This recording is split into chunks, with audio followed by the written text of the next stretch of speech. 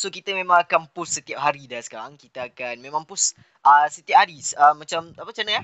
Setiap hari confirm insyaAllah. Bukan insyaAllah lah. Memang janji ada satu video lah kalau tak ada apa-apa kan. So video hari ni sebab pagi tadi kan Nomura ada farming artifact tadi. Okay, Nomura ada farming artifact bagi tadi. So so far untuk artifact untuk Navia tak dapat yang betul-betul yang diperlukan lagi. Mana? Oh ni ni, kau tengok ni, energy recharge. Kau bayangkan Kau bayangkan energy recharge dekat Navia, damn. Kalau dekat team Navia tu dah ada Zhongli, dah ada Bennett, lepas tu mungkin ada Furina kan, macam Nomura punya team kan. Energy Navia ni senang je kumpul, tak susah pun. Tapi contoh lah, kalau tiba-tiba korang punya Navia punya team kan, korang letak ada Albedo lah, contoh kan, korang tak letak Furina ataupun Bennett kan, particle crystallize dah confirm dapat. Lepas tu energy particle geo confirm lah dapat kan. So energy recharge macam kurang, tapi at least kena ada sikit.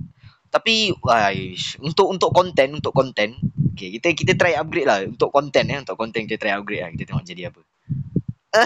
Dia naik apa ni, ya Allah, buruk jelek tak apa. Okay, tapi tadi ada satu artifact yang dekat bahagian goblet. Electro damage bonus juga, sama macam semalam, electro damage bonus. Ni kan yang semalam tu kita dapat tu kan, tapi tak naik bagus. Hari ni pun dapat yang sama juga. Kalau tak silap, mana?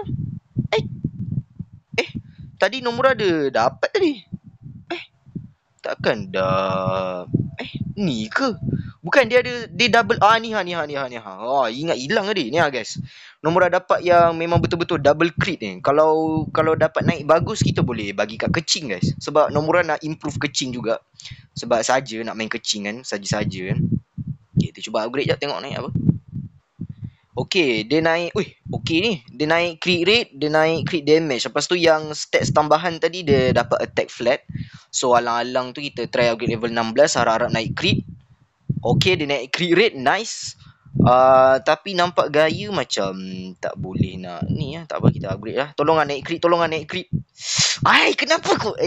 Geramnya dia pergi naik attack flat guys. Tak apalah. So dekat sini tadi dia artifact yang 3 stat kan. So tadi dapat stat yang keempat dia attack flat, naik attack flat 1, crit damage sekali dengan crit rate 2 lah. So untuk kecing rasanya ada perubahan untuk dia punya artifact goblet. Kita tengok tapi seandainya tadi dia tak naik attack flat tadi kan, dia naik kat crit damage, sebenarnya lagi bagus sebenarnya. Sebab yang ni crit damage dia 17. Yang baru tadi kalau tak silap tadi mana ni agak kurang sikit guys. Tapi memang ada crit rate. Tapi ya kalau ini tinggi sangat ni crit rate 71. Kalau nanti kita dapat weapon skirt nanti kan, kan crit rate dia kan 33 kan. Kan tak pasal-pasal kita punya kecing ni dah sasar lah dia punya crit rate 100 ni kan. Pisang kat ni. So kena ada sedikit perubahan nanti dekat kecing ni. Sebab saja nak build kecing guys, kita fun kan, build karakter lama kan. Tapi tak apa, so far untuk hari ni semuanya baik-baik je. Sebab walaupun artifact dia tak fully naik cantik betul-betul dekat semua crit je, tapi tak apalah, boleh lah. Yang untuk kecing punya tadi goblet baru tu boleh lah. So nanti kita akan gacha weapon skirt untuk kecing, dapat ya udah kan. Tapi setakat ni kita masih kekalkan kita punya streak, tak kalah lagi 50-50 ke apa-apa dekat weapon banner, kita menang je semua. So harap kita punya win streak dapat dikekalkan. So rasanya untuk video hari ni sampai di sini sajalah dulu. Sebab relax. Okay, akan ada konten lagi, jangan risau.